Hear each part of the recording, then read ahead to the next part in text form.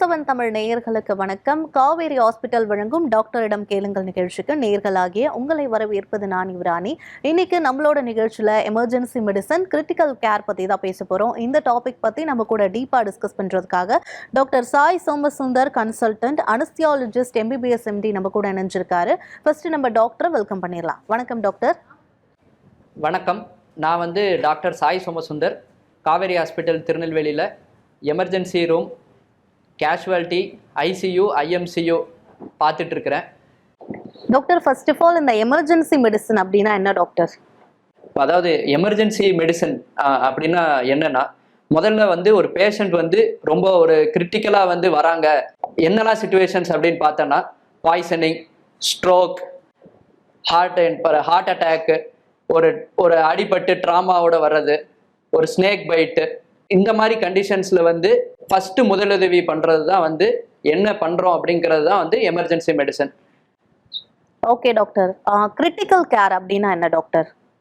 Critical கேருங்கிறது அதோட continuity.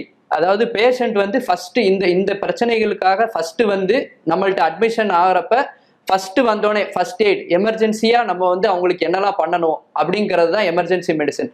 அதோட தொடர்ச்சிக்காக continuity பண்ணி அதை ICUவில் ஷிஃப்ட் பண்ணி அதுக்கடுத்து கண்டினியூஸாக ட்ரீட்மெண்ட் பண்ணி அவங்கள ஃபுல்லாக ரெக்கவர் பண்ண வைக்கிறது தான் கிரிட்டிக்கல் கேர். Okay doctor. இப்போ இந்த எமர்ஜென்சி மெடிசனுக்கும் இந்த கிரிட்டிக்கல் கேருக்கும் உள்ள மிகப்பெரிய வித்தியாசமா என்ன டாக்டர் பார்க்கப்படுது? அதாவது எமர்ஜென்சி மெடிசன் அப்படிங்கிறதும் கிரிட்டிக்கல் கேருங்கிறது அவங்க ICU போனதுக்கப்புறம் என்ன ட்ரீட்மெண்ட்ங்கிறது. எமர்ஜென்சி மெடிசன் அப்படிங்கிறது ஒரு பேஷண்ட் வந்தாலுமே டைம் தான் ரொம்ப இம்பார்ட்டன்ட். ஒவ்வொரு டிசீஸுக்குமே ஒரு கோல்டன் டைம்னு இருக்கும். இப்போ ஒரு ஸ்ட்ரோக்குக்கு அப்படின்னு பார்த்தோன்னா ஒரு 4.5 ஹவர்ஸ்க்குள்ள நம்ம ட்ரீட்மெண்ட் பண்ணணும்.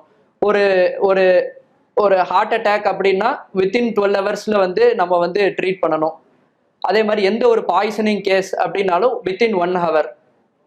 இப்போ ஒரு ட்ராமா, ஒரு ஆக்சிடென்ட் ஆகி கேஸ் வராங்க அப்படின்னா within 45 minutes to 1 hour. So இந்த கோல்டன் டைம் பீரியட்ல பேஷண்ட் ரிசீவ் ஆனாங்கன்னா அந்த டயத்தில் நம்ம பண்ணக்கூடிய ட்ரீட்மெண்ட்ஸு அந்த இதில் கொஞ்சம் டிலே ஆனால் கூட அதை நம்ம இர்ரிவர்சிபிள் டேமேஜ் நிறையா நடக்கும். ஸோ இந்த கோல்டன் டைம் பீரியட்ல நம்ம என்ன மேக்ஸிமம் இன்டர்வீன் பண்ணணும் அப்படிங்கிறது தான் இம்பார்ட்டன்ட். Okay doctor. இப்போ ஒரு பேஷண்ட் ஒரு கிரிட்டிக்கலான சுச்சுவேஷன்ல இருக்கும்போது ஃபர்ஸ்ட் அந்த எமர்ஜென்சி மெடிசன் அதை பண்ணணுமா இல்லை கிரிட்டிக்கல் கேர் கொடுக்கணுமா டாக்டர்? இல்லை, இதில் ரெண்டுத்துலேயும் பெரிய டிஃப்ரென்ஸ் கிடையாது. அதாவது இதோட கண்டினியூஷன் தான் கிரிட்டிக்கல் கேருங்கிறதுனால இதில் முன்னாடி எப்படி இருந்தது அப்படின்னா, முன்னாடி எமர்ஜென்சி மெடிசன்ங்கிறது அந்த இந்த ஃபீல்டு கிடையாது. இப்போ தான் எமர்ஜென்சி இப்போ இருக்கிறதா இது எமர்ஜிங் ஃபீல்டு. இப்போ இதில் என்ன நாங்கள் பண்ணுறோன்னா, ஒரு பேஷண்ட் முன்னாடி கேஷுவாலிட்டிக்கு வந்தோடனே பேஷண்ட்டை பார்த்துட்டு ஒரு பேஷண்ட்டுக்கு ஏதாவது முதலுதவி கொடுக்கணும். ஒரு ட்ராமா பேஷண்ட்ஸ் நுரையீரலில் ஏதாவது நீர் தேங்கி இருக்குது, அவங்களுக்கு நுரையீரலில் டியூப் போடணும் அப்படின்னா ஒரு சர்ஜனை ஃபோன் பண்ணி கூப்பிடணும். இப்போ ஒரு பாய்சனிங் பேஷண்ட் வந்திருக்காங்க அப்படின்னா ஒரு ஜென்ரல் மெடிசனை கூப்பிட்டு என்னங்கிறத பார்க்கணும். ஒரு ஹார்ட் அட்டாக் பேஷண்ட் வந்தாங்கன்னா கார்டியாலஜிஸ்ட் பார்க்கணும். ஸோ மூச்சு திணறல்னு வந்துச்சு அப்படின்னா அவங்களுக்கு செயற்கை சுவாசம் போடுறதுக்கு ஒரு கிரிட்டிக்கல் கேர் கன்சல்டன்ட்டையோ இல்லை ஒரு அனஸ்தெட்டிஸ்டையோ நம்ம கூப்பிடணும். இப்போ நம்ம எமர்ஜென்சி ரூம்ல நம்ம மெடிசன்ல என்ன பண்றோம் அப்படின்னா, இந்த எல்லா வேலையும் இந்த ஃபர்ஸ்ட் எய்ட், முதல் உதவியா பண்ண வேண்டிய அந்த ஃபர்ஸ்ட் ட்ரீட்மெண்ட்டை எமர்ஜென்சி மெடிசனே நாங்கள் பண்ணிடுவோம். என்னெல்லாம் அப்படின்னா, ஒரு பேஷண்ட் இப்போ ஒரு எக்ஸாம்பிளுக்கு ஒரு ஹார்ட் அட்டாக்னு வந்தாங்கன்னா அவங்களுக்கு ஹார்ட் அட்டாக் இருக்கிறத கண்டறிஞ்சு அவங்கள த்ராம்பலைஸ் பண்ணணும், அந்த காட்டை கரைக்கணும் அப்படிங்கிறதுனாலும் கிளாட்டை நாங்கள் பார்த்து கரைச்சிருவோம். அதே மாதிரி ஏதாவது ட்ராமாவில் நுரையீரலில் நீர் தேங்கிருச்சு அப்படின்னாலும் ICD பிளேஸ்மெண்ட்ஸையும் நாங்களே பண்ணிடுவோம். நுரையீரலில் டியூப் போடுறது பேர் தான் ICD. ஏதாவது பேஷண்ட் மூச்சு திணறலில் வந்தாலும் வென்டிலேட்டரில் இமிடியேட்டாக நம்ம போட்டு அதுக்கடுத்து முக்கியமான ட்ரீட்மெண்ட்ஸை முதல்ல ஆரம்பிச்சிருவோம். பாய்சனிங் பேஷண்ட் வந்தாங்கன்னா அந்த பாய்சனுக்கு ஏற்ற மாதிரி உள்ள முதலுதவி வேற ஒருத்தர்கிட்ட பார்த்து அவங்க ட்ரீட்மெண்ட் கொடுக்கறத வரைக்கும் வெயிட் பண்ணாம அந்த ஃபர்ஸ்ட் வந்தோடனே ஃபர்ஸ்ட் இம்மிடியட்டா என்ன பண்ணணும், அந்த கோல்டன் டைம் ஹவர்ல எது முக்கியமான விஷயங்கள் எது பண்ணணுமோ அதை பண்ணி முடிச்சிருவோம் நாங்க. Okay doctor. இப்போ ஹார்ட் அட்டாக் அப்புறமா ஸ்ட்ரோக் இல்லை கார்டியாக் அரெஸ்ட் ஏற்படும் போது முதல்ல அந்த பேஷண்ட்ஸ்க்கு என்ன பண்ணலாம் டாக்டர்? இப்போ ஒரு பேஷண்ட் வந்து ஸ்ட்ரோக் அப்படின்னு பார்த்துக்கிட்டிங்கன்னா ஸ்ட்ரோக்ல வந்து ரெண்டு வகைகள். அதாவது ஸ்ட்ரோக் பேஷண்ட்ஸ் எல்லாரும் எப்படி வருவாங்கன்னா கை கால் வந்து வீக்னஸோட வருவாங்க. இப்போ நம்ம அந்த பேஷண்ட்ஸ் வந்தோடனே எவ்வளவு மணி நேரத்துக்குள்ள வந்திருக்காங்க அப்படிங்கிறத பார்க்கணும். வித்தின் 4.5 ஹவர்ஸ்க்குள்ள வந்திருக்காங்க அப்படின்னா வந்து அது வந்து ஒரு கோல்டன் பீரியட். அந்த பீரியட்ல நம்ம த்ராம்போலைசிஸ் பண்ணலாம். இதுல வந்து ஸ்ட்ரோக் வந்தாலுமே சிடி வந்து ஃபர்ஸ்ட் வந்து எடுத்து பார்க்கணும். சில ஸ்ட்ரோக்ல வந்து ரெண்டு வகைகள் இருக்குது. ஒன்று வந்து ரத்த கசிவுனால ஏற்படலாம், இன்னொன்று ரத்த குழாய் அடைப்புனால ஏற்படலாம். இப்போ ரத்த குழாய் அடைப்புனால இருக்கிற ஸ்ட்ரோக்குக்கு ரத்த கசிவுக்கு உண்டான ஸ்ட்ரோக்குக்கு உண்டான ட்ரீட்மெண்ட் வந்து வேற. இப்போ வந்து சிடி எடுத்தோம்னா ரத்த கசிவு வந்து நல்லா தெரியும். ஏதோ தலையில வந்து ரத்த கசிவு இருக்கா இல்லையான்றது வந்து நல்லா தெரியும். ரத்த கசிவு இல்லை அப்படின்னா அது ரத்த குழாய் அடைப்புனால வந்த ஸ்ட்ரோக்கு. ஸோ ரத்த குழாய் அடைப்புனால வந்த ஸ்ட்ரோக் அப்படின்னா நம்ம வந்து முதல் 4.5 மணி நேரத்துக்குள்ள பேஷண்ட் வந்திருந்தாங்கன்னா அதை கரைக்கக்கூடிய த்ராம்போலைசிஸ்ங்கிறத வந்து நாங்கள் பண்ணுவோம். த்ராம்போலைசிஸ்ங்கிறது வந்து உடனே அந்த 4.5 ஹவர்ஸ்க்குள்ள அந்த வெசலை வந்து ஃபுல்லாக வந்து ரத்த குழாய் அடைப்பை வந்து கரைக்கிறது தான் வந்து த்ராம்போலைசிஸ். 4.5 ஹவர்ஸ்க்குள்ள வந்தால் தான் அதை பண்ண முடியும். 4.5 ஹவர்ஸ்க்கு அப்புறம் வந்தாங்க அப்படின்னா நாம் வந்து மற்ற கரைக்கிற மருந்துகளை தான் வந்து நார்மலாக கரைக்கக்கூடிய மருந்துகள் தான் வந்து நம்ம வந்து கொடுப்போம்.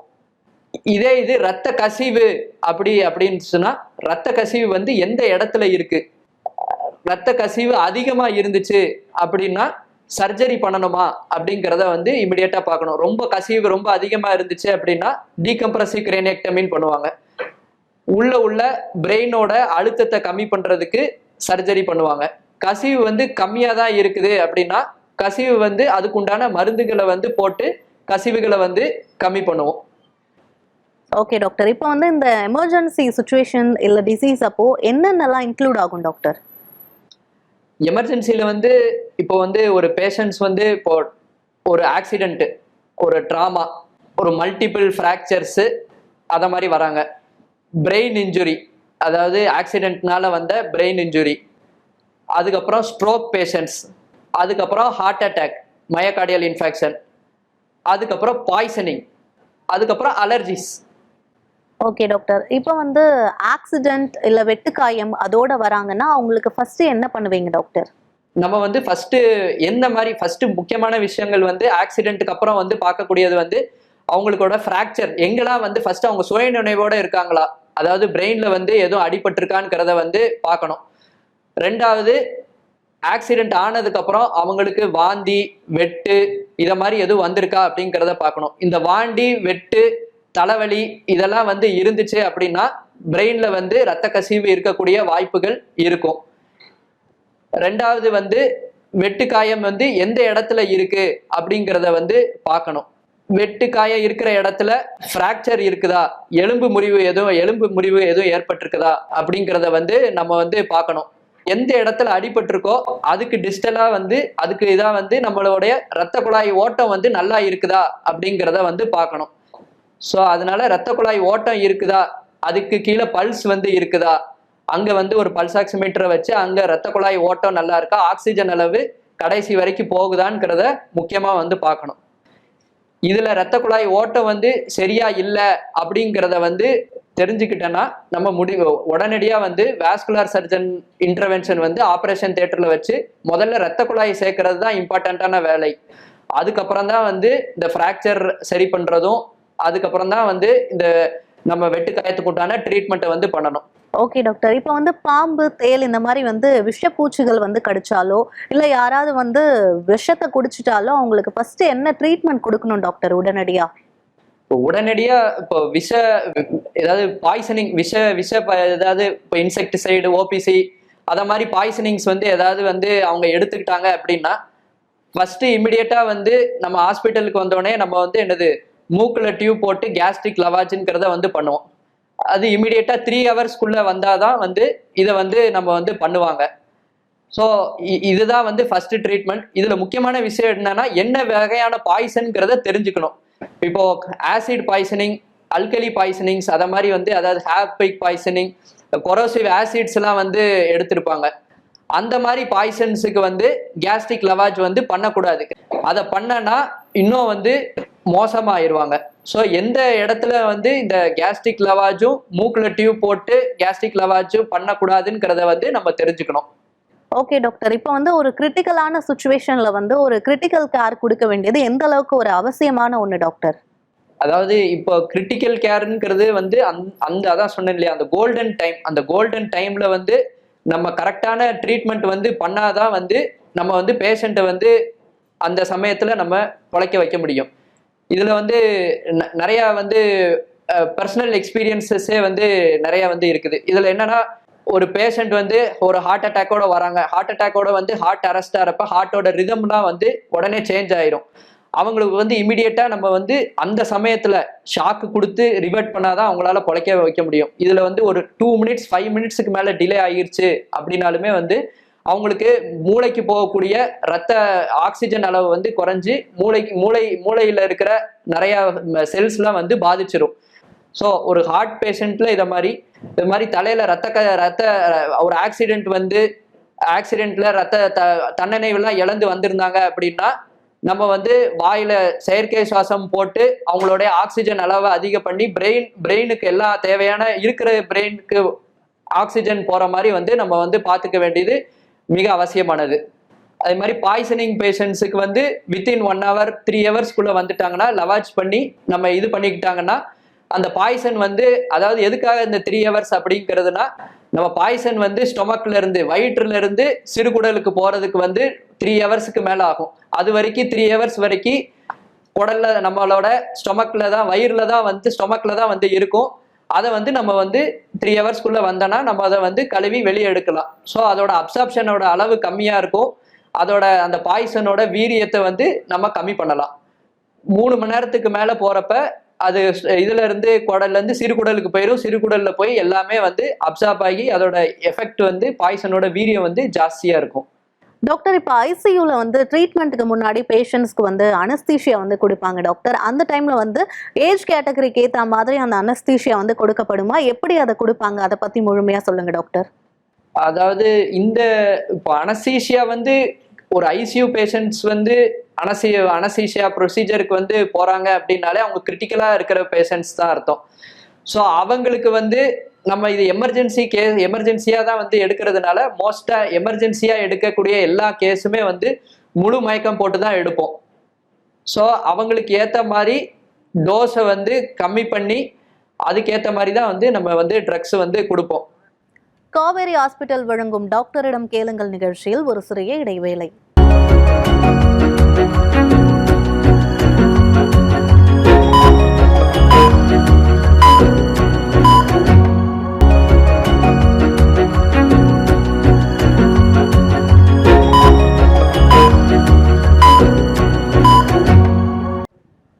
காவேரி ஹாஸ்பிட்டல் வழங்கும் டாக்டரிடம் கேளுங்கள் நிகழ்ச்சி மீண்டும் தொடர்கிறது. டாக்டர், எமர்ஜென்சி மெடிசன் அப்புறமா வந்து கிரிட்டிக்கல் கேர் பண்ற டாக்டர்ஸ்க்கு என்ன நேம் டாக்டர்? அவங்களுக்கு என்ன வேலை இருக்கும் டாக்டர்? இப்போ எமர்ஜென்சி பிசிஷியன் அப்படிங்கிறவங்களுக்கு என்ன வேலை அப்படின்னு பார்த்தோன்னா, ஒரு பேஷண்ட் வந்து ஒரு கேஷுவாலிட்டிக்கு வந்து வராங்க. அவங்க வந்தோடனே நம்ம என்னெல்லாம் இன்டர்வீன் பண்றோம் அப்படிங்கிறது தான் வந்து அவங்களுடைய முக்கியமான வேலை. ஒரு பேஷண்ட் வந்திருக்காங்க அப்படின்னா அவங்களுடைய ஸ்டேட்டஸ், அவங்களுடைய வைட்டல்ஸ் எப்படி இருக்குங்கிறத பார்ப்போம். அவங்க பல்ஸ் அளவு எவ்வளோ இருக்குன்னு பார்ப்போம். அவங்களோட ஆக்சிஜன் சேச்சுரேஷன் எவ்வளோ இருக்குங்கிறத பார்ப்போம். அதுக்கப்புறம் டெஸ்ட்லாம் எடுத்து பார்ப்போம். இசிஜி எடுத்து பார்ப்போம். அதுக்கப்புறம் பிளட் டெஸ்ட் எடுத்து பார்ப்போம். எடுத்துட்டு ஃபர்ஸ்ட் ப்ரிலிமினரி டயக்னோசிஸை வந்து எமர்ஜென்சி பிசிஷியன் கிரிட்டிக்கல் கேர் தான் வந்து நாங்கள் தான் வந்து முதல்ல வந்து அந்த பேஷண்ட்டோட ஃபர்ஸ்ட் ஹிஸ்ட்ரி எல்லாத்தையுமே கலெக்ட் பண்ணி ப்ரிலிமினரி அவங்களுடைய ஃபுல்லாக பேஷண்ட்டை வந்து எக்ஸாமின் பண்ணி அவங்களுக்கு வந்து என்ன பிரச்சனைகள், என்ன மெயினான பிரச்சனை அப்படிங்கிறத கண்டறிஞ்சு அதுல வந்து இம்பார்ட்டண்ட்டான ஃபர்ஸ்ட் எய்ட் எல்லா துறையில இருக்கிற எமர்ஜென்சி கேரை வந்து நாங்கள் ஃபர்ஸ்ட் கொடுத்துருவோம். ஃபார் உதாரணத்துக்கு ஒரு ஆக்சிடென்ட் பேஷண்ட் வந்து வராங்க அப்படின்னா அவங்களுக்கு வந்து முதல்ல வந்து அவங்களுக்கு டிஸ்டலா பல்ஸ் இருக்கா என்னங்கிறத பார்த்துட்டு எந்த இடத்துல ஃப்ராக்சர் இருக்குது, அவங்களுக்கு வந்து முதல்ல எந்த அளவுக்கு பிளட் லாஸ் ஆகிருக்குது, அதுக்கேற்ற மாதிரி இதெல்லாம் கொடுத்துட்டு இன்வெஸ்டிகேஷன்ஸ் எடுக்கிறது பண்ணிடுவோம். இதே மாதிரி ஒரு ஹார்ட் பேஷண்ட்ஸ் வந்தாங்க அப்படின்னா ஹார்ட் பேஷண்ட் ஒரு ஒரு ரத்த ஒரு என்னது ஒரு ஹார்ட் அட்டாக் பேஷண்ட் வந்தாங்க அப்படின்னா ஹார்ட் அட்டாக் பேஷண்ட்ஸுக்கு என்ன பண்ணணும், அந்த இசிஜியை பார்த்து அவங்களுக்கு என்ன மாதிரியான ஹார்ட் அட்டாக் இருக்குங்கிறதையே நாங்கள் வந்து பார்த்துருவோம். அதே மாதிரி இப்போ வந்து எமர்ஜென்சி மெடிசன் வந்து நாங்கள் வந்து எக்கோவும் பார்ப்போம். எக்கோ அப்படிங்கிறது வந்து என்னது கார்டியாலஜிஸ்ட் பண்ணுவாங்க. நாங்கள் வந்து ஸ்க்ரீனிங் எக்கோ கார்டியோகிராம் வந்து பண்ணுவோம். நம்ம எக்கோ ஹார்ட் ஃபங்க்ஷன் எப்படி இருக்குது, எந்த சைடு ஹார்ட் வந்து சரியா, எந்த ஹார்ட்ல இருக்கிற எந்த இரத்த குழாய் வந்து அடைச்சிருக்கலாம் அப்படிங்கிறத வந்து நாங்கள் எக்கோ எடுத்து பார்த்துருவோம். மூணாவது என்ன அப்படின்னா, இந்த அடிப்பட்ட பேஷண்ட், ட்ராமா பேஷண்ட்ஸ் அதை மாதிரிலாம் வராங்க, என்னது நம்ம ஒரு ஆக்சிடென்ட் ஆன பேஷண்ட்ஸ் வராங்கன்னா அவங்களுக்குமே அல்ட்ராசோனோகிராம் மிஷின் வச்சு அவங்களுக்கு வயிற்றுக்குள்ள கண்ணுக்கு தெரியாத கசிவுகள் இருக்கா அப்படிங்கிறத ஸ்கேன்லேயே நாங்கள் வந்து அல்ட்ராசோனோகிராம்ங்கிறது ரியல் டைம் உடனே நம்மளுக்கு பார்த்தோன்னே அந்த கசிவு இருக்கா இல்லையாங்கிறத வந்து தெரிஞ்சிடும். அதை வந்து பார்த்துருவோம். அதுக்கடுத்து இப்போ ஒரு ஒரு ஒரு ஒரு ஒரு மூச்சு திணறல்ல ஒரு பேஷண்ட் வராங்க அப்படின்னா எதனால மூச்சு திணறல் வருது அப்படிங்கிறது அவங்களோட பிளட் கேஸ் அனாலிசிஸை வந்து பார்த்து அவங்களுக்கு ஆக்சிஜனேஷன்ல பிரச்சனையா, அவங்களுக்கு மூச்சு விடுறதுல பிரச்சனையா, இல்லை மூச்சு வந்து உள்ளே அடைச்சு போய் இருக்குதா அப்படிங்கிறதையும் வந்து நாங்கள் வந்து கண்டறிஞ்சிருவோம். இது வந்து arterial blood gas analysis x ray வச்சு பார்த்து இது பண்ணிடுவோம். ஒருவேளை அவங்களுக்கு மூச்சு திணறல் ரொம்ப அதிகமாக இருக்கு, அவங்களால வந்து மூச்சே விட முடியல, அவங்களோட ஆக்சிஜன் அளவு கம்மியாகிக்கிட்டே இருக்குதுன்னா செயற்கை சுவாசமும் நாங்கள் வந்து அந்த இமிடியேட்டாக ஃபர்ஸ்ட் எய்டாக வந்து செயற்கை சுவாசம் போட்டுருவோம். இதே மாதிரி ஸ்ட்ரோக் பேஷண்ட்ஸ் வந்தாலும் சிடி பார்த்து அது கசிவா இல்லை ரத்த குழாய் அடைப்பா அப்படிங்கிறத பார்த்து இனிஷியலாக தேவைப்படுற அந்த லோடிங் டோஸ் ஆஸ்பிரின், குளோபிடோகரல், அட்ராஸ்டாட்டின், ஒருவேளை ரத்த குழாய் அடைப்பா இருந்தால் அது எல்லாத்தையுமே கொடுத்து அந்த அந்த எமர்ஜென்சி அந்த அந்த டைம் பீரியடுக்குள்ளே வர்றப்ப அந்த எமர்ஜென்சியான அந்த ஃபர்ஸ்ட் எய்ட் கேர்ஸ் வந்து எல்லாத்தையுமே வந்து நம்ம வந்து கொடுத்துருவோம். இதை மாதிரி எல்லா, அதாவது பாய்சனிங் வந்துட்டாங்கன்னா என்ன பாய்சன் குடிச்சிருக்காங்க, எந்த இடத்துல பாய்சன் குடிச்சிருக்காங்க, அந்த பாய்சனுக்கு என்ன ட்ரீட்மெண்ட்டு, எல்லாத்தையுமே வந்து அந்த ஃபர்ஸ்ட் எய்ட்ல வந்து நாங்கள் வந்து பண்ணிடுவோம். ஓகே டாக்டர், இப்போ வந்து இந்த அனஸ்தீஷியால வந்து எவ்வளோ டைப்ஸ் இருக்கு டாக்டர்? அனஸ்தீஷியால வந்து பார்த்தீங்கன்னா வந்து ஜென்ரல் அனஸ்தீஷியா, அதுக்கப்புறம் ரீஜனல் அனஸ்தீஷியா, அதுக்கப்புறம் நர்வ் பிளாக்ஸ், 3 விஷயங்கள் இருக்குது. இதில் வந்து என்னன்னா ஜென்ரல் அனஸ்தீஷியாங்கிறது முழு மயக்கம். முழு மயக்கம் எந்த பேஷண்ட்ஸுக்கெல்லாம் வந்து கொடுப்போம்னா தொப்புளுக்கு மேலே இருக்கிற என்ன ஆப்ரேஷன்ஸ் அப்படிங்கிறதுனால முழு மயக்கம் வந்து நம்ம வந்து கொடுப்போம். முழு மயக்கம்ங்கிறது என்ன அப்படின்னா நம்ம கையில வந்து ஒரு நரம்பூசி போட்டு அந்த நரம்பூசி மூலமா இன்ஜெக்ஷன்ஸ் வந்து கொடுப்போம். இன்ஜெக்ஷன்ஸ் கொடுத்தோடனே அவங்களுக்கு ஃபுல்லா மயக்கம் வந்துடும்.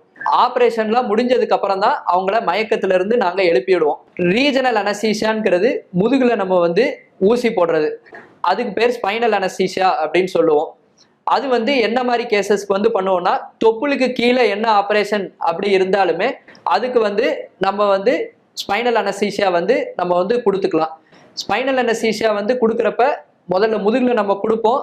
தொப்புளுக்கு கீழே மட்டும்தான் வந்து மரத்து போறது எல்லாமே இருக்கும், அனஸ்தீசியா எஃபெக்ட் இருக்கும். தொப்புளுக்கு மேல பேஷண்ட்டுக்கு வந்து எல்லா சுயநினைவு எல்லாமே இருக்கும், நாங்க பேசுறது இது எல்லாமே வந்து அவங்களுக்கு கேட்கும். அவங்களுக்கு மரத்து போறது வந்து தொப்புளுக்கு கீழே உள்ளது மட்டும்தான் வந்து அவங்களுக்கு தொப்புள் கீழே இருந்து கால் வரைக்கும் ஃபுல்லா மரத்திருக்கும்.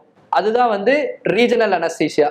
இப்போ சில பேஷண்ட்ஸுக்கு வந்து நம்ம ரீஜனல் அனஸ்தீசியாவும் கொடுக்க முடியாது, ஜென்ரல் அனஸ்தீசியாவும் கொடுக்க முடியாத சூழல் வந்து அமையலாம். ரொம்ப கிரிட்டிக்கலா இருக்கிற பேஷண்ட்ஸுக்கு முதுகுல ஊசி போட முடியாது.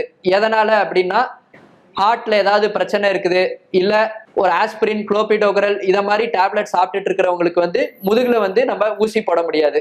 பிபி கம்மியா இருக்குது அப்படின்னாலும் நம்ம ஜென்ரல் அனஸ்தீசியா கொடுத்தாலும் பிரச்சனை வரலாம், ரீஜனல் அனஸ்தீசியா கொடுத்தாலும் இன்னும் பிபி வந்து மேற்கொண்டு குறையலாம். இந்த மாதிரி பேஷண்ட்ஸுக்கு நம்ம என்ன பண்ணுவோம் அப்படின்னா நரம்புல வந்து பிளாக் கொடுப்போம். அல்ட்ராசோனோகிராம் மிஷினை வச்சு நம்ம ஃபூட்ல வந்து ஆப்ரேஷன் பண்ண போறாங்க அப்படின்னா முட்டிக்கு பக்கத்துல இருக்கிற கால் நரம்புல மட்டும் மயக்க மருந்தை வந்து நம்ம மரத்து போற மருந்தை வந்து இன்ஜெக்ட் பண்ணிட்டோன்னா முட்டுக்கு கீழே மட்டும்தான் மரத்து போகும்.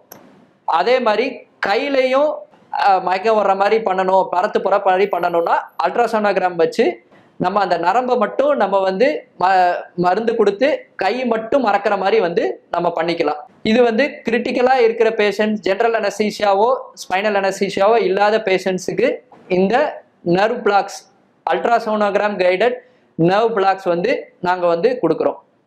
ஓகே டாக்டர், இப்போ வந்து பேஷண்ட்ஸ் வந்து மயக்கம் அடைகிற டைம் வந்து சேமா இருக்குமா, இல்லை பேஷண்ட்டோட கண்டிஷனுக்கு ஏற்ற மாதிரி டிஃபர் ஆகுமா டாக்டர்? ஜென்ரல் அனஸ்தீசியால மட்டும்தான் வந்து மயக்கம் ஆவாங்க. மற்றபடி ரீஜனல் அனஸ்தீசியா, நம்ம கையில கிடக்க யூஎஸ்ஜி கைடட் நர்வ் பிளாக்ஸ்லாம் வந்து பேஷண்ட் ஃபுல்லி கான்சியஸா தான் இருப்பாங்க. மயக்கம் அடிக்கிறதுக்கு முன்னாடி என்னெல்லாம் டெஸ்ட் எடுக்கணும் அப்படின்னா, முதல்ல வந்து அவங்களுக்கு வந்து ஜென்ரலா ஃபுல்லா வந்து செக்அப் பண்ணணும். அவங்களுக்கு பிபி இருக்கா, சுகர் இருக்கா, ஹார்ட் பிரச்சனை இருக்கா, கிட்னி பிரச்சனை இருக்கா, லிவர் பிரச்சனை இருக்கா, ஏதாவது இன்ஜெக்ஷன்ஸுக்கு அலர்ஜி இருக்கா அப்படிங்கிறத நம்ம பார்க்கணும். இதுக்கு முன்னாடி எதுவும் மயக்க மருந்து வந்து அவங்களுக்கு வந்து கொடுத்துருக்காங்களா, வேற எதுவும் ஆப்ரேஷன்ஸ் ஆயிருக்கா, அந்த ஆப்ரேஷன்ஸ்ல வந்து அவங்களுக்கு எதுவும் காம்ப்ளிகேஷன்ஸ் இருந்ததா அப்படிங்கிறத தெரிஞ்சுக்கணும். அவங்களுடைய வைட்டல்ஸ், அவங்களுடைய ஸ்டேட்டஸ் எப்படி, வைட்டல்ஸ்னா pulse rate, oxygenation level, saturation, BP, இது எல்லாத்தையுமே வந்து பார்க்கணும். அடுத்து எக்ஸ்ரே வந்து பார்க்கணும், அவங்க நுரையீரல் எப்படி இருக்குங்கிறத பார்க்கணும். இசிஜி பார்க்கணும், இது வந்து எப்பயுமே பேசிக். அதுக்கப்புறம் பிளட் டெஸ்ட். பிளட் டெஸ்ட்ல வந்து ஹீமோகுளோபின், யூரியா, கிரியாட்டினின், கிட்னி ஃபங்க்ஷனை பார்க்கறதுக்கு, இதை வந்து எலக்ட்ரோலைட், சோடியம், உப்புச்சத்து எவ்வளோ இருக்கு அப்படிங்கிறத வந்து நம்ம வந்து பார்க்கணும்.